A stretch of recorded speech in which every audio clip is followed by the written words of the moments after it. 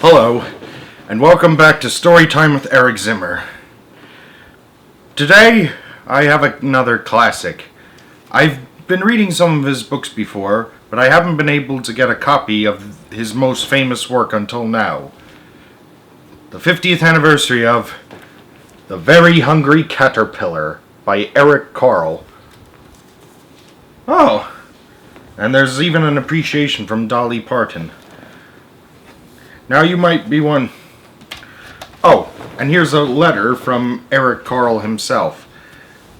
By the way, I feel like I owe it to Eric Carle, one of my namesakes, to read his most famous work, considering he passed away a few months ago. But he lived a good life, almost 92. Anyways, here's a letter by him. Dear friends, the Very Hungry Caterpillar is turning 50, and I will be 90. It is one of the joys of my life that my book, first published in 1969, and this is the 2019 edition, continues to delight readers of all ages around the world.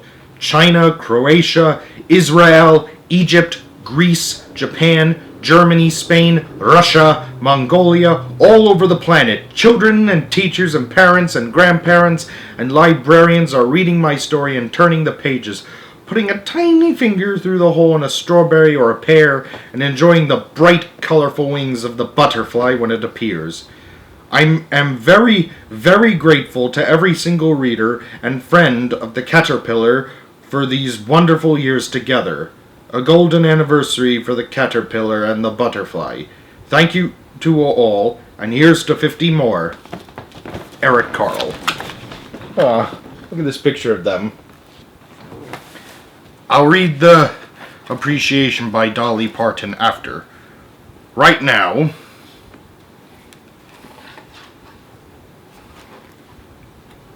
I'm going to read the classic story. I'm sure you all know the words, so you can say them along as we go along. So you ready? All right, let's begin. In the light of the moon, a little egg lay on a leaf.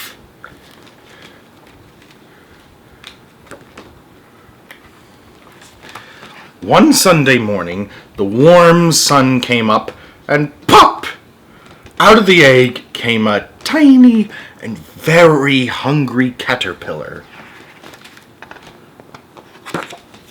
He started to look for some food.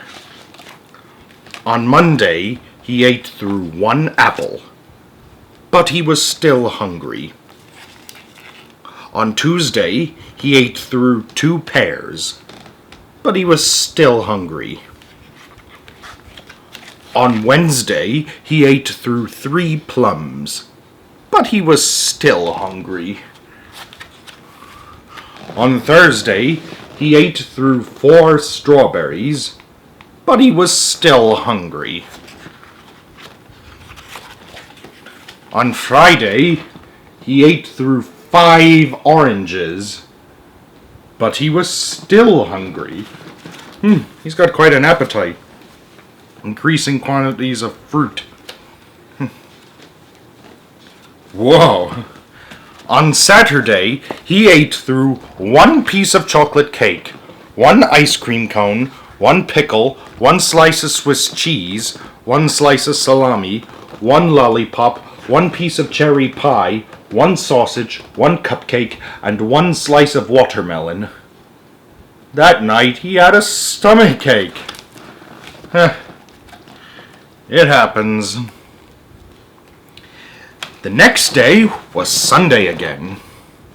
The caterpillar ate through 1 nice green leaf, and after that he felt much better. Now he wasn't hungry anymore, and he wasn't a little caterpillar anymore. He was a big, fat caterpillar. He built a small house called a cocoon around himself. He stayed inside for more than 2 weeks. Then he nibbled a hole in the cocoon, pushed his way out, and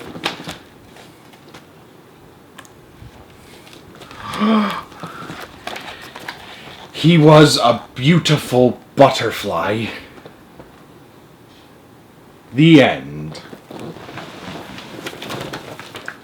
God, I love Eric Carle's use of art and color.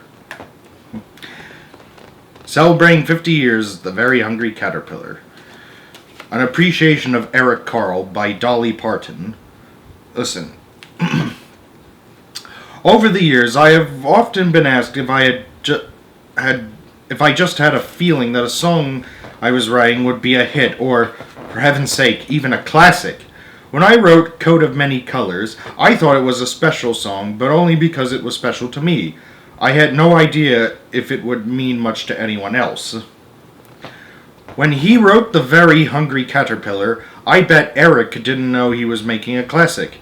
But I feel confident he knew that he was creating a very special book, because again, the book was very special to him. He gave it to the world, and the children around the world made it a classic. Eric has given millions of children a memory so many of us share. Our little cabin in the mountains became a magical place when my mother read stories to me.